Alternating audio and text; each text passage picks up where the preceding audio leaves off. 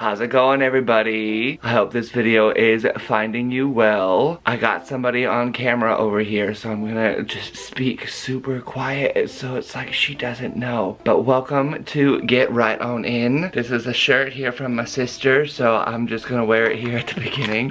Today I am just going to be finally reading through Immortality Awaits. Oh, how's it smell? Does it smell good? Does it smell like a good read? Because it's not. For those of you who do not know, this is my book that I wrote. If you saw my It vlog, this is gonna be the same type of style where I just kind of take little shots of me reading throughout the day, and I will be talking after every 5 chapters or so from this, just since this is my book.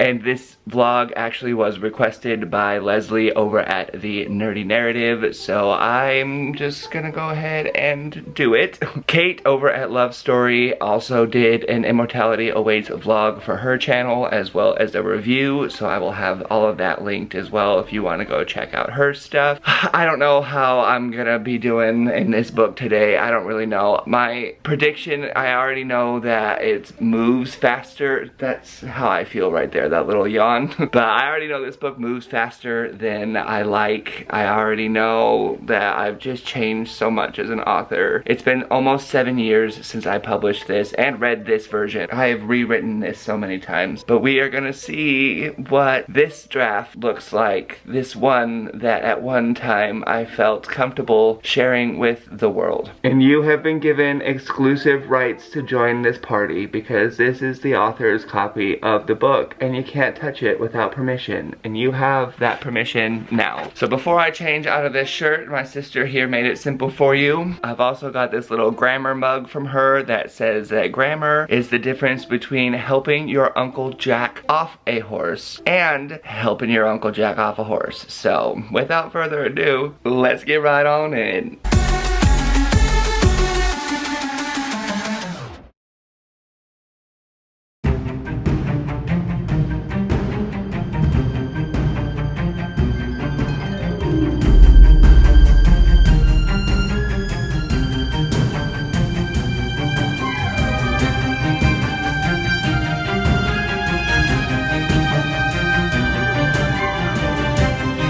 Okay, so I've partially changed my mind. I was gonna only check in every like 5 chapters or so, but I just finished chapter 2 and I already just have so many thoughts that I have to get out. Oh my gosh. First of all, I switched over here to my Lowell shirt because if you have read this book, you will know that that is where it starts with Donovan and co. First of all, oh, the sun is coming in right now and my blinds are making lines over my body.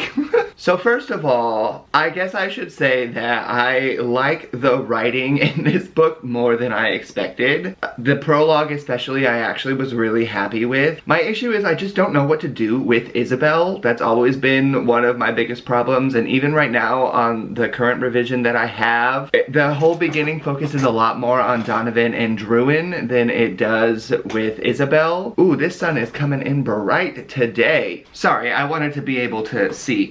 So I had to shut my blind. I enjoyed the prologue. I enjoyed chapter 1 because of the reconnect here with Lowell, and what I think is super funny, reading chapter 1 there, I just saw myself running around Lowell for the first time because this book was actually published 5 months after the first time I went here. I spent 7 years on this book and they were starting out in Lowell. If you've read it, you know that. When people were asking me about, well, when's this book gonna be done or this or that, I always said, I mean, until I can at least visit the place where it starts, I don't think it'll ever be finished. So my parents sent one of my friends and I out there to look around and explore, and that is video footage I actually just found the other day, so I can put together the whole thing if anyone's ever interested. But it was super interesting to see the Pollard Memorial Library because that library is honestly just so gorgeous, and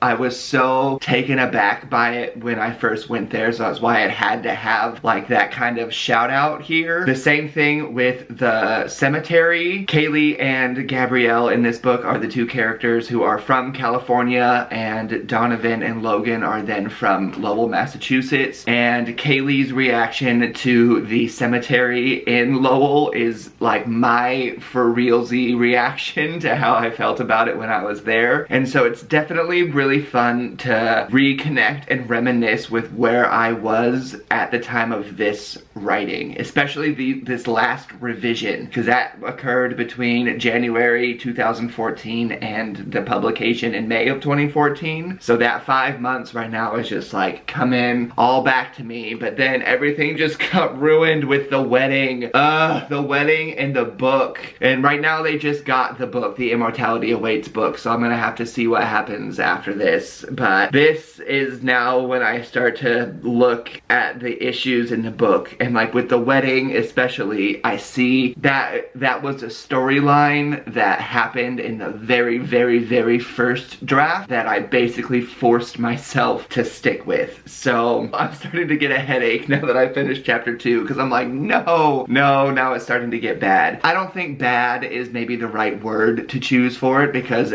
I don't think that it's as bad as I thought that it was, at least so far. It's just, like I said, I just see my issues with it, but there are also some pros to it. I wanted to read out a couple of little quotes that I had written down, just to prove that I don't hate it that much, despite all of the issues that are in this book. I mean, there are actually some really good things here as well. Here's a quote here on page 6 from the prologue, and it says, "The fire still burned strong in Jonathan's eyes despite its absence in the hearth." I don't know why, but I really love that scene, because Jonathan has that power of fire, and that's just something that I think happens in this book, if it's not obvious from the cover. Page 10, quote from a psychologist, Kaylee here. "You know, the most commonly told lie in the world is 'I'm fine.' It's generally what one says because they don't want to burden the questioner with their problems." And I just wanted to bring that up because I wanted to say, if you're not fine, it's okay to not be fine. You don't have to worry about burdening people. It's okay to not be okay. Like, for real. Page 13, Donovan's little quote about Gabrielle, which is another thing so far that I think is both funny and sad at the same time, is just everyone who reads this book hates Gabrielle because she's so annoying in this draft, and it makes me feel bad because Gabrielle's one of my favorites. And in the revisions, I promise she's a lot easier to deal with. But in this book, when Gabrielle is moving in with Donovan and Kaylee, and Donovan's kind of not into it, and he says, "The guest bedroom is for visitors and people we like, not hyper-selfish valley girls who are more narcissistic than every gold star on Hollywood Boulevard combined." I just think that's funny because he hates Gabrielle.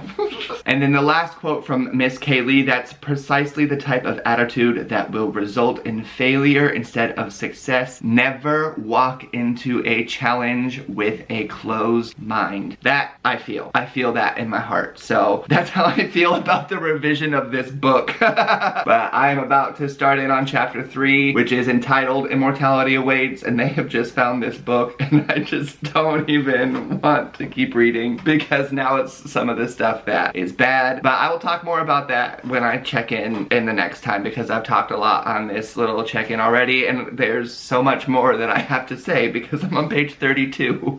And there's 329 pages. So welcome to reading a book with the author.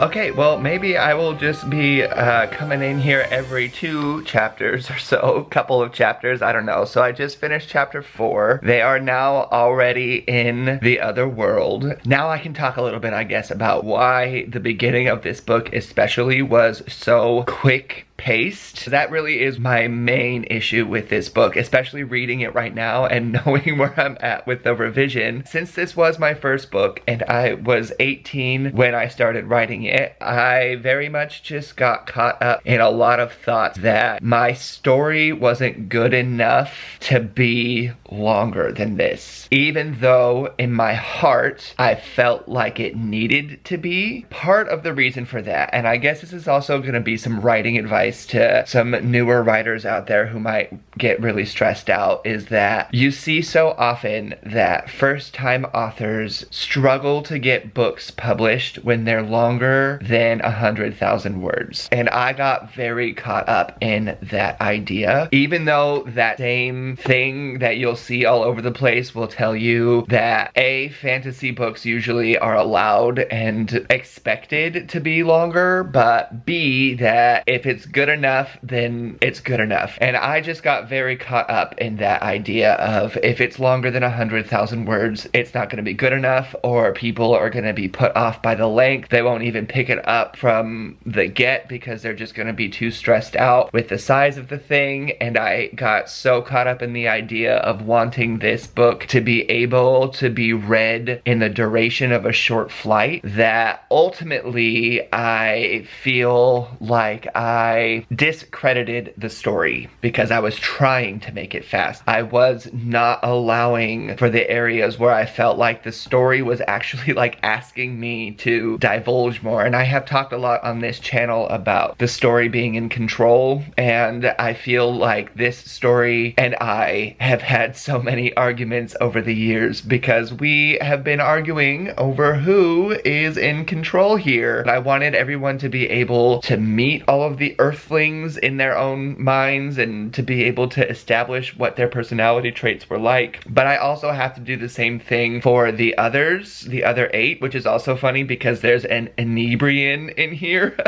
His name is now Hurricane because I got tired of people talking about, oh, he sounds inebriated. So now the revision definitely has a lot more time spent with everybody, and there's a lot more divulging on what's going on instead of like some random book showing up on Donovan's front door. But now that's all just the part of the problem, is this book just moves way too fast. We're on page 60 and now we're already in the other world, and here is the map of said world. I drew this originally and one of my friends put it up on a bigger sheet of paper for me, but we are now right here. They just landed in this forest in Kaneda, and then all of this is basically what we see just in this first book. If you have read it, then you'll notice that Liarda is pretty important, as well as this little volcano around over in this. But yeah, now we're in this other world with these people. I think I'm gonna take a little bit of a break from this book because it's actually been an hour and a half that I've been reading. I'm actually like paying attention a lot more than I thought I was going to. I thought I was gonna like fly through this, but I'm also finding like, hey, this is my book and there's issues and I need to revise it, so I need to pay attention to what I don't like.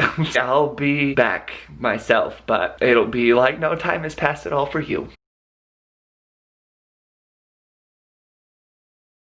Okay, well, it is later on for me, at least in the afternoon. I'm about to get right on in. Get right on into my own book. Right now I made some pancakes and I am just gonna get to reading. We have just got to the other world. We're about to meet the queen for the first time. We're about to learn some other stuff. And then we're gonna go back to Isabel. And then that's when I'm gonna have issues again. But I might just come back after chapters 5 and 6. We'll see. I don't know. Let's get right back on into reading. Right on into reading. I don't know. I'm just gonna go read.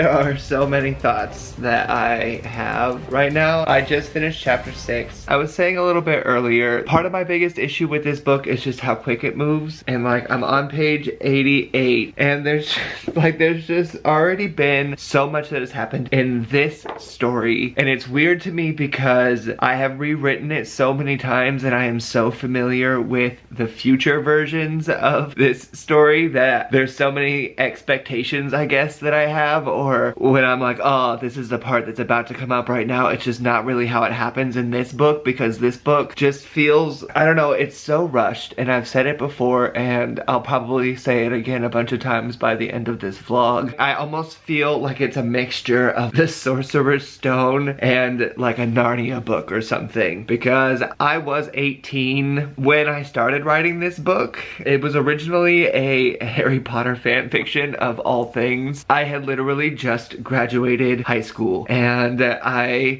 had this idea for this story with these objects and all of these elements, and it was this elemental thing, and it was right before the Deathly Hallows came out for Harry Potter, and so the fan fiction idea was that Harry was the one that would get all of these objects and he would use the elements found in said objects to defeat Voldemort. I didn't know what the Deathly Hallows were at the time, but I don't know, the objects of Inwit was something that Dumbledore had told Harry about, and he went out and he found them and all of that, whatever. And I got like 25,000 words into that story, and I was on the fanfiction website and I came across someone's story that was like 200 and something thousand words, and I was like, oh my gosh, if you would spend that much time like writing a fan fiction, like why don't you spend that much time writing a story of your own? And at that time, this fan fiction was pushing 30,000 words, which for the fan fiction world, 30,000 words was considered novel length at that time. And so I was like, if I already have like a novel length work, because at that time I had only gotten to Fire and I hadn't even gotten all the way through Fire, and I was like, if I already have this much, I already have like a whole 200,000 word book laid out for me, I'll go write a whole book. And this was supposed to be one book.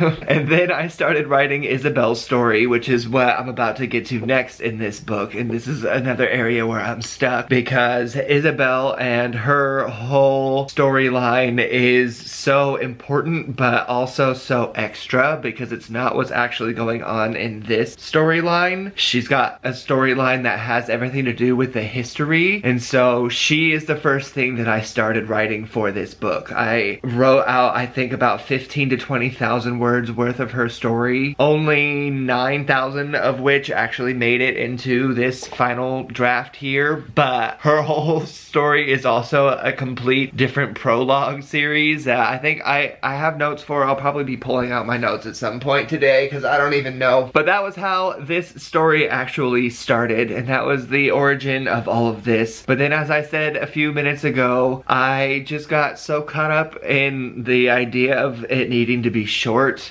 that really is just my biggest issue with it now, is that all just moves so fast. And for somebody who loves character-driven stories so much, I have like no connection to the characters in this. And as the writer and as someone who knows what the revision currently looks like, I feel definitely a lot different. I still certainly feel like this is not a book that I want representing myself, but one that I'm also like, okay, like I've seen some growth from this. That's just my big issue with this so far, because now we've been through the whole castle and they're on their way to Isabel. It's been 2 chapters and I've got to get into Isabel's story and see what it was like back then, because I don't even know, like this is just gonna be such a mess.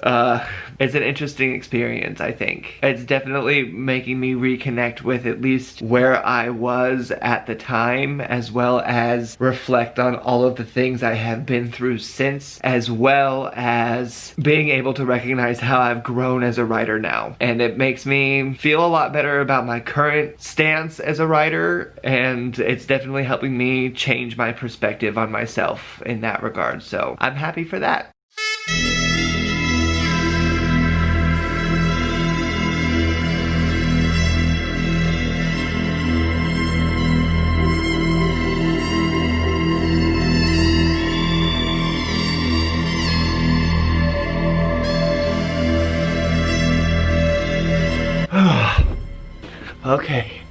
I just got through Isabel's story in here, and it's really all just the same issues I feel like I've been saying for this book this whole entire time. Here's my thing. Right now I'm on page 109 in this book, right? And if you say were watching this video and you were like, I'm gonna like watch this video in chunks and I'll read this book for the first time or whatever, and every time the author, me, stops to talk about a chapter, like I'll read that chapter and then come back or something, right? I doubt that that's really what's going on out there, but let's pretend like that's what's going on. At this point of the book, we would be a third of the way through and I would say, but we haven't even met Druin yet. And you would be like, who the hell is Druin? And I would be like, exactly, that's my point. Because by this point, everything in here that we have talked about outside of Donovan and co has really been about Isabel. We have that moment kind of at the beginning of this book where that random book just shows up on the doorstep and has their names in it or whatever, because I needed some sort of trope to help me get through this because I was just such an amateur.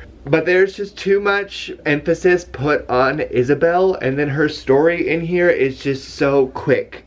And like I said, when I first wrote this, Isabel was the first thing that I wrote. And so, I don't know, man, I want to be able to have her story, and I want to be able to share it the way that I feel like it needs to be shared. Especially because, you know, if you've read this and you know the end of this book, if you are, I mean, reading this for the first time with me, I'll just keep the spoilers as they happen or whatever. Everything that goes on in the Isabel days is so important and so vital to what is going on in the current story, and I've always just struggled about where to put the Isabel days information and how to have it weave in with the story, because it is really important. I just don't know how to tell it correctly, I feel, especially because this book is really more about Donovan and Druin than anything, and now in the revision Druin comes up a lot further. It's like him and Donovan kind of from the start, and I believe it's Isabel and Kaylee. I don't really remember how I have that written at the moment, but that's been my big struggle so far, is just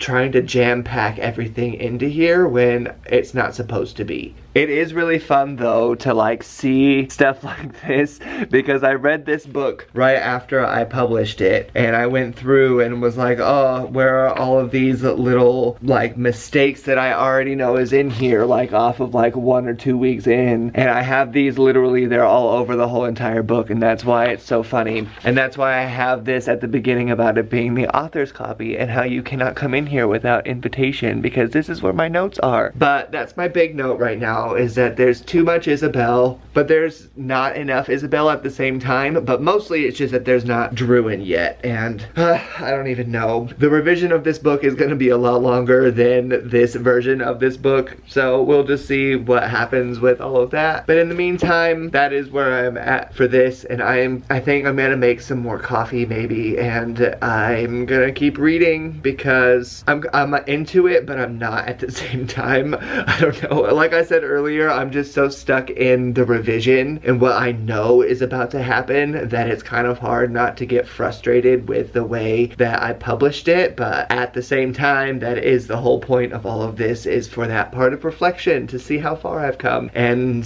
to know how much better it all gets in the future. So just in the meantime, the story of the past was just like, I don't know, really did miss the mark, I feel.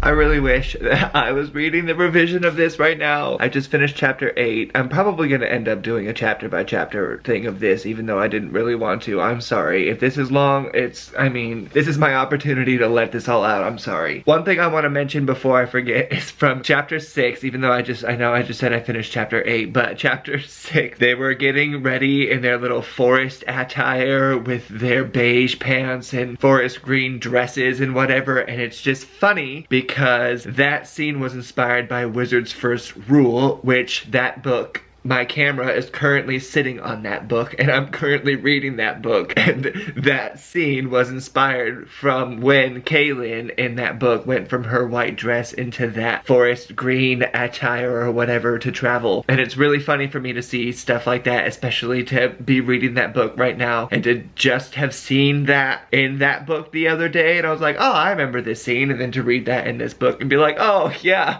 I really remember that scene. But this is just like everything that happened in this chapter with Isabel telling them everything. First of all, that's my huge issue with this. I'm so tired of everything in this story being told. That is such a huge issue in this, because that's again me being scared to let it be what it was supposed to be and trying to like fit it into this short little thing. In this chapter, when they go into Isabel's little thing and Logan mentions that there's this little thing with Isabel's notes, and it was her book of notes and everything that was all sprawled out all over everything.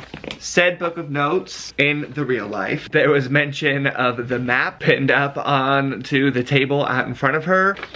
Said original map, at least as drawn by the author here. Thank you so much. I know I have such great artistic skills. It's just so funny for me to just see how everything has changed and evolved. I feel right now like the chapters that I'm reading in this book are chapter summaries of what the revision looks like right now. And so it's just so weird for me because I was such an amateur. It's fine. I gotta keep reading. I'm gonna meet Druin soon, and I really want to go and see how interestingly bad that was.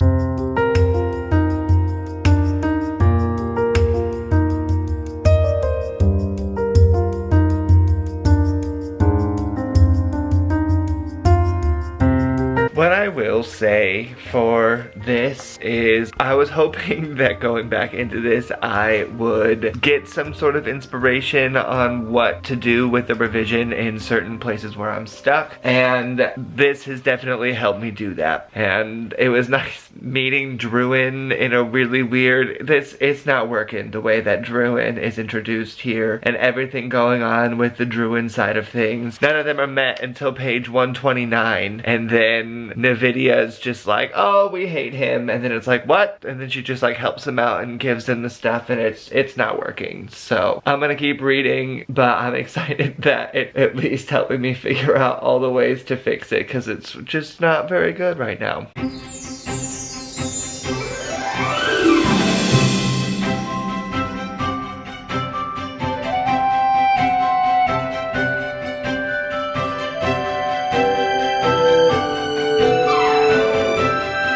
Okay, so this was not my favorite chapter so far at all.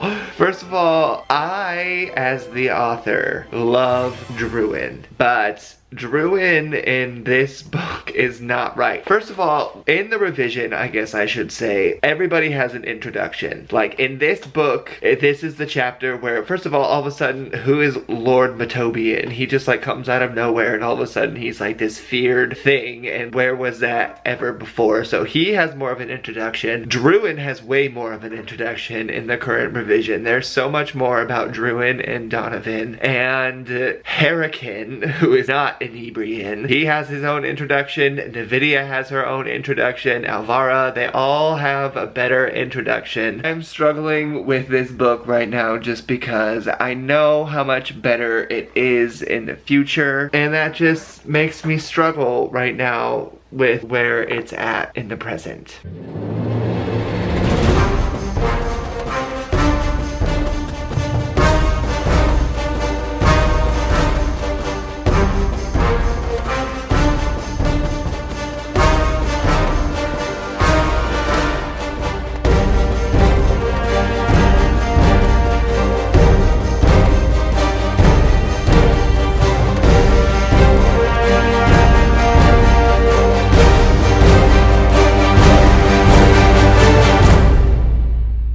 Okay, we are back in Canada with Donovan, and we're pretty much about to start oscillating. I'm trying to get her in the camera again. We are pretty much about to start oscillating between Donovan and Druin for the rest of this book. At first, it was rotating between all of the Earthlings' perspectives. We had Donovan, Kaylee, Logan, and Gabrielle, and then we did another round of Donovan, Kaylee, Logan, and Gabrielle, but Isabel came in between Kaylee and Logan, and then Druin just came in out of the woodwork, and we haven't even really met any of the other holders yet.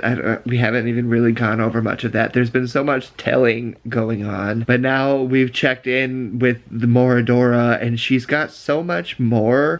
Moradora. She does have so much more to her than what is in this book, and I just, like, I didn't give her the time or credit she deserved in this book either. Also, if anyone needs any name pronunciations, the servant is named Cesian, so I don't know. It could change eventually, like how Inebrian changed to Hurricane, but all of the women in, well, it's called Ionaro in this book, but nowadays it's called Denaria. All of the women in Denaria have to kind of have a name that ends with an A, which is why Isabel and Kaylee and Gabrielle all kind of stand out in that sense, because they all end with an E, because they end and they're from Earth. But there's just so much more to Moradora, and I don't know, it's just, I don't know, a lot going on, but I think that the powers are about to come in, so I'm just gonna keep reading, and I'm just gonna start reading in between Donovan and Druin, and then just check in between those. I hope Druin starts getting better in this book, because right now I feel like he's just a little evil to be evil, and I don't really like that. So we'll see how it fares as we carry on with them and their powers, since Donovan's opened up his, and now they both have them, even though Druin's was totally not how it should have been.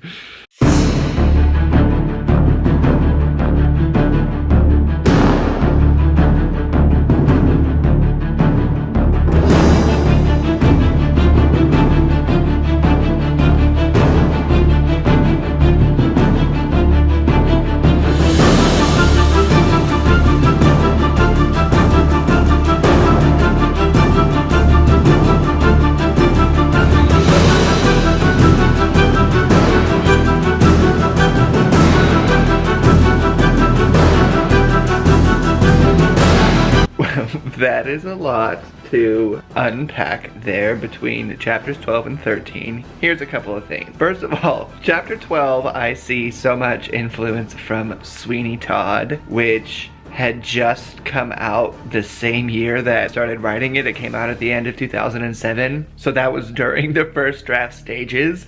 And that whole chapter is basically, like Druin and Navidia is basically Sweeney Todd and Mrs. Lovett. Navidia is basically Mrs. Lovett, by the way. If we're getting into any kind of who's who, Navidia is Mrs. Lovett. Kaylee would be Thaisa Farmiga from American Horror Story. Moradora is Charlize Theron, especially from that one, I think, Alice in Wonderland movie that she was in, or whatever it was, with Kristen Stewart. I don't know. That Queen Charlize came out after I had written this, and after that came out, I was like, that is who I want, like, to be Moradora in this book. So it's really funny to see all of that influence, but again, it's just like, I feel like they're just being evil to be evil. But another thing I think is funny, and I love you, Mom, if you ever watch this so much, but I see so much of Druin's, like, driving force, even though it's missing, I know that it's there, that he gets upset with people who just don't stick up for themselves, and he likes for people to have, like, a backbone. And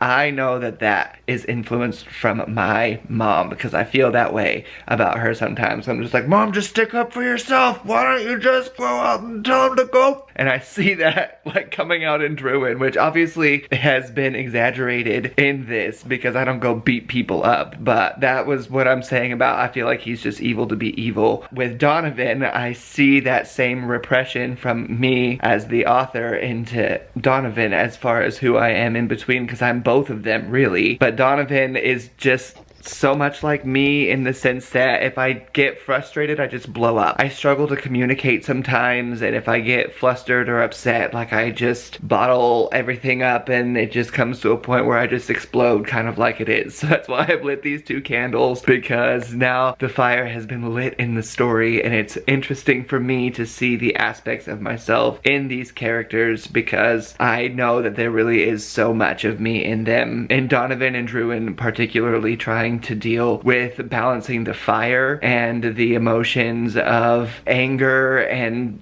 passion and all of that kind of stuff, and how they have to really withhold all of that in them. And in the revision, I promise it's a lot better, but it's interesting just to see how immature I was when I wrote this. A couple other things I wanted to mention is that in this chapter 13, Miss Gabrielle says the sentence of the whole entire series, because she's talking about the ribcage battle of emotions and all of these things that Donovan has to work out. And she says, sounds like a Gemini made up these powers, and that's me right here. That's her breaking the fourth wall to give a side eye at the author. And she is the Gemini of the series, so that is why she says that. So that's just a random side fun fact for anyone who might or might not care.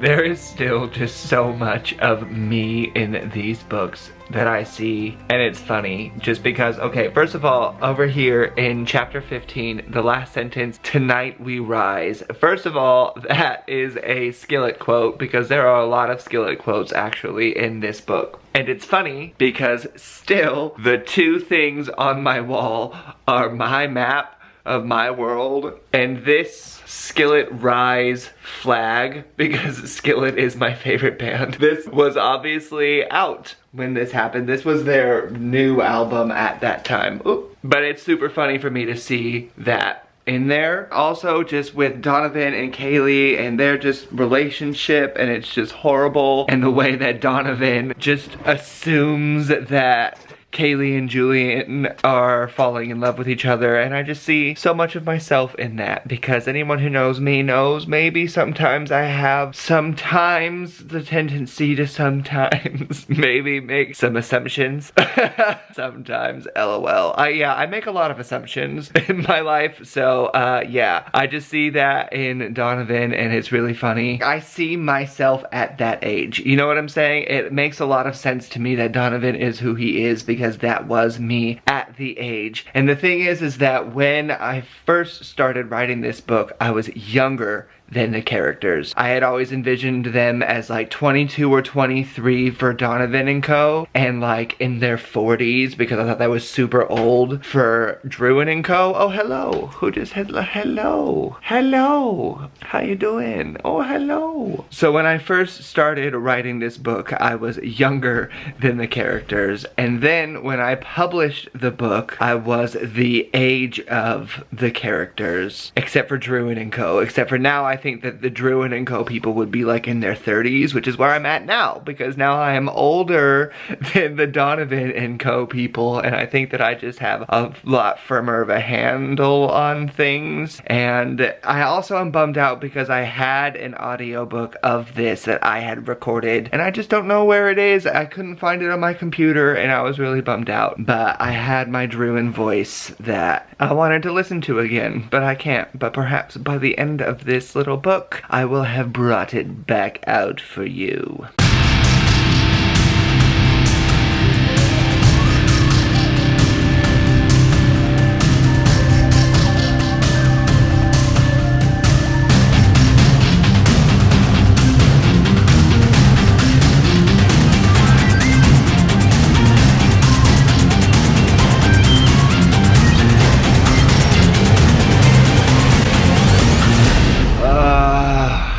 still just have so many issues with this book. But at the same time, I mean, I know I only read like a couple of sentences from the very beginning that I liked. There's areas where I like this book. It's just that on page 240 right now, I really feel like I should be on page like 500 or 600, and it's driving me crazy, but there's nothing I can do about it. Like with the Druin side of things, I just feel like there is no motivation for these characters, especially with Alvara. I just feel like she's like against what Druin wants, and then for it, and then against it, and then she thinks that pandemonium is pretty or whatever it is, and it's just like, I don't understand where all these motivations are coming from. And Donovan is just, I don't know. So we just met the Ua Legata here, and I guess that's, if anyone needs pronunciation, Ua Legata is how you say that. I don't know, all of this is just too much. Not too much, it's just too much too fast, and I just feel, like I said, I just feel like I keep hoping that I'm reading the revision and I'm just not, and so it makes me sad. But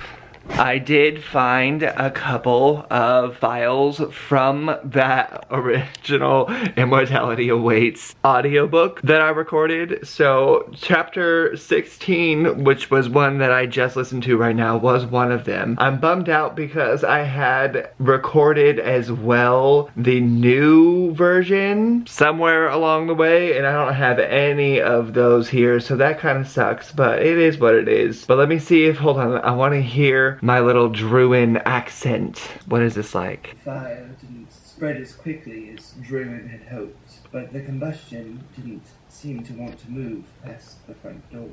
Well, that is interesting, I suppose. I do want to do it again one day. I think that would be fun, especially with the revision. As it is, that is that for now. I'm going to take a quick break. I need to take my little Poochie Pooch out for a walk. She's over there. I don't know. She doesn't know she's getting one. And then I have chicken that I've got thawing in the hot water, and I'm going to make some chicken as soon as it is ready. And then hopefully I can get right on into finishing this book tonight. Another thing that I wanted to say before I forget is that I keep expecting to read the Varnio and Zandio chapter that I had, and I had one even before this book came out, and I thought that it was in the final published copy of Immortality Awaits, but it's not. And so Varnio and Zandio haven't even shown up yet on page 235, and I feel I don't even know what it's gonna be like when they actually show up and come in here, because they're gonna feel so random, these shadows, which I mean is a little bit of a spoiler, I guess, if you are one of those people who's like reading this chapter by chapter with me or whatever. But I've like, there's so much that I left out in here, and that's so weird to me. Is this better with this light? This is better with this light. Too bad it's at the end of what I was saying. Sorry, I've been reading all day, but I forgot Varnio and Zandio this whole time. There was supposed to be a chapter in here. Is this even the correct published book? What am I doing?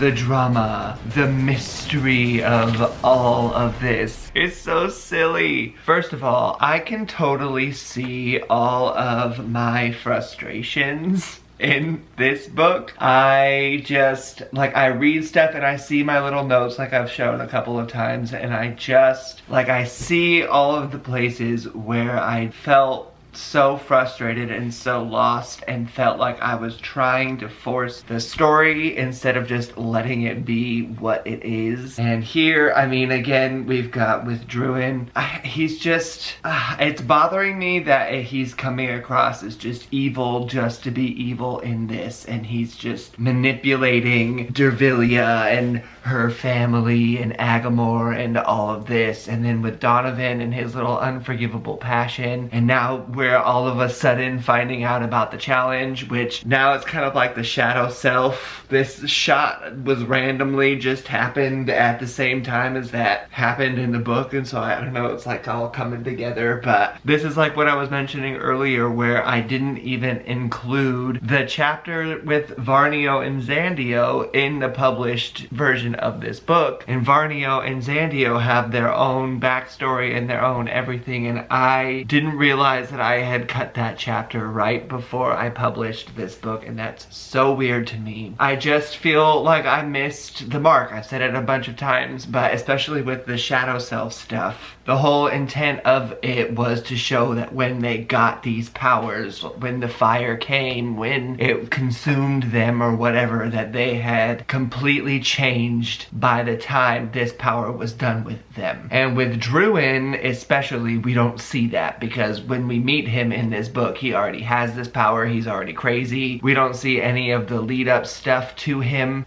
There's no real motivation for him to want to come and hurt Donovan, and there's just this whatever reason that they want to be against Kanaida, which I don't know, is probably based on some sort of American political influence on how that, you know, how I feel in America or whatever, that we're all so against each other. But that, I just feel like, is where I missed a lot of the mark, is that there's no real motivation for Druin and his friends or his people or whatever. They're really, as I've said, just evil to be evil. And Donovan, I think, has been kind of a brat this whole time as well, and so it's not like he was some amazing person who went down this dark path. He's just been annoying and trying to figure out the wrong stuff, because the whole Isabel stuff is still just ugh. But page 257, and I really feel like I should be so much further into this book. But I don't know, we've only got 5-6 chapters left, and then that'll be it, and that'll be interesting.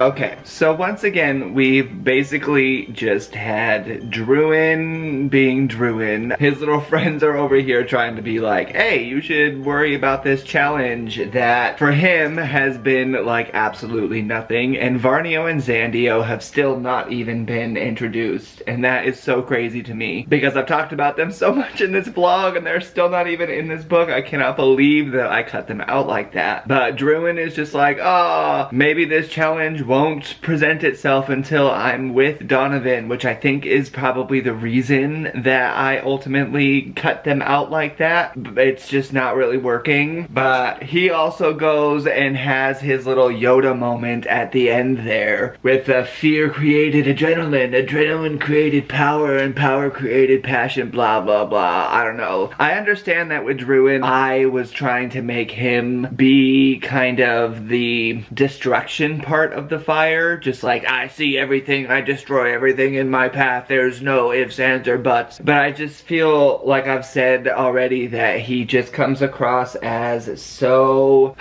just evil for the sake of being evil, and really just no motivation. And Donovan is still just really annoying and dramatic, and I don't know. So there's this attack now on Kanaida because Druin had some bit of rightness to him when he was saying that they needed to be together for this challenge to occur in this way. Nowadays it's just written a lot better than what it is in here, but I've only got a few chapters left. I'm only gonna have 2 more check-ins before this is over, so I'm not even gonna waste any more time, and I'm just gonna keep reading.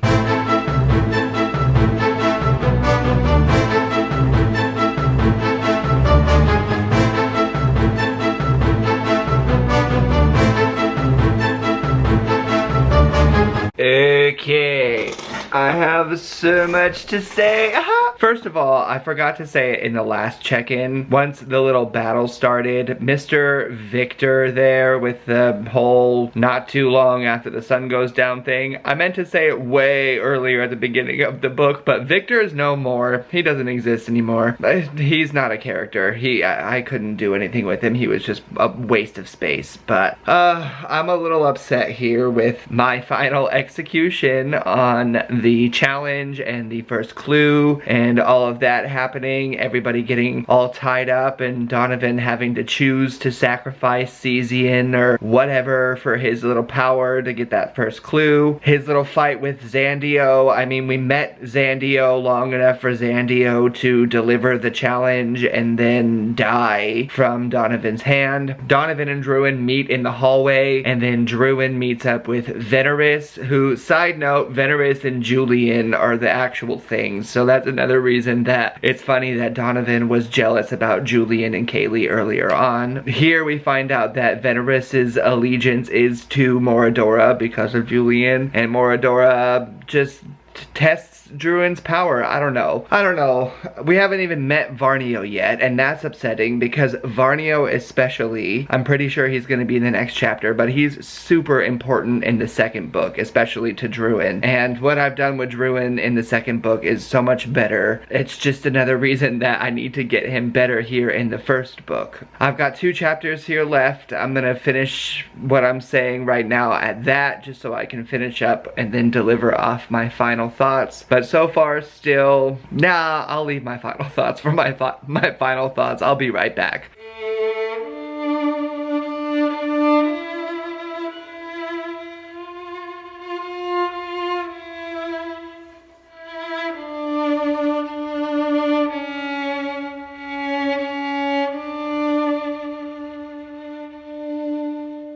Okay, I am all finished with that book. So here's the thing. First of all, I forgot to say a couple of chapters ago that whole first little clue thing when they're running through the castle and Donovan's with Gabrielle and they're trying to go find the shadow or whatever. That part is like the most Harry Potter-esque.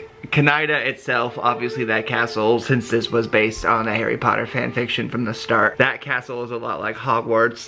But that was the most Harry Potter-esque part, and I just didn't mention that earlier. But then here we are with Druin and Varnio, and Varnio is so random. I'm so upset with myself because pre-publication Immortality Awaits, not even post-publication, had a chapter introducing Varnio and Zandio, how Varnio was like asleep inside of Zandio because they were cursed and they were twins and they were cursed to be together like that until Druin and Donovan awoke the new power, and then they went their separate ways and Zandio wreaked havoc on Canaida while Donovan was out getting the box and stuff, and then while Druin was out gathering the army of the Uwalagada and Liarda was randomly burning down because Druin wanted it to, Varnio went through and destroyed people of his own, and I had a scene of him killing Dervilia's whole family and like stringing them up in the rafters and everything, and I cut all of that out and I'm so upset. And that's one of my biggest things about this here, is that I've said it throughout this whole entire vlog that I just was trying so hard to make this short because that's what I thought it needed to be. And what was my biggest driving intent back then in publishing this, in making it able to be read in a day like what I just did today, has become the thing that I hate the most about this. I hate that you can only read this in one day. I hate that it's almost a one sitting type of thing. There's so much detail that is in there, and there's so much detail that was in there that I cut because I was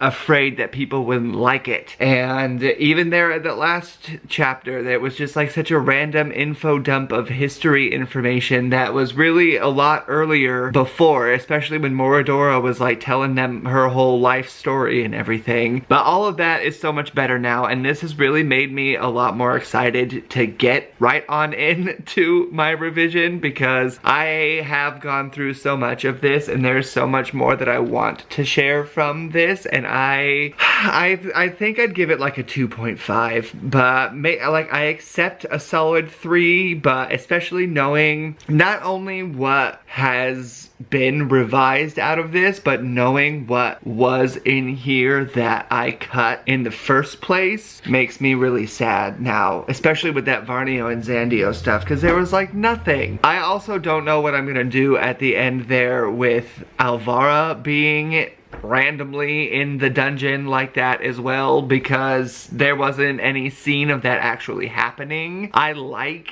the idea of somebody being in the Kanaida dungeon just because of some stuff that happens in the second book, especially with the coming back of Brenadin and what goes on with all of that. I don't know. So I'm excited to get into that revision. I'm excited that I read this just to see. I mean, now I know what I want to not cut. And I think that out of anything, it's at least helped me realize that it's okay to have a big story. And if it's a story that demands to be told and a story that is big, then it doesn't have to be fit into 100,000 words. And I didn't need to ever limit myself like that. And I feel like that's the biggest thing that I've taken away out of this, which I'm happy for. And this is definitely part of my journey. And I'm excited about where I'm going to go in life from this. And if you have watched this far, I would love to have some beta readers for the revision of this. I'd like to cap it off at like 15, so get a hold of me or let me know down in the comments if you want to be one of those people. I don't even know who's gonna be here this far in the vlog, or at least if the revision hasn't come out already. But in the meantime, if you are this far and you haven't already, just like I said at the beginning of this little vlog, I'd love it if you would subscribe and join me and see what goes on with this book and see what happens with the revision of it in the future, because your guess is as good as mine. But I know that what I have written of it right now, even though I still have some issues and I still have some things I have to work out, what I have written right now is still so much better than what I felt comfortable publishing at one time. And I'm sorry that there was no Varnio and Zandio. That was really my biggest letdown out of this whole entire thing, is why did I cut all of that? So they will be making a resurgence in the revision. If not them going crazy throughout the town, at least like their introductory chapter and more backstory on who they are, so they don't just randomly show up at the end for like half a scene. But there it is, folks. All of my thoughts and issues on Immortality awaits. The first book that I ever made an attempt to publish, and I'm happy to be done reading it. I'm happy to be done writing this version of it, and I'm excited about getting into the revision. So let me know what you think of all of that, and I will see you all next time.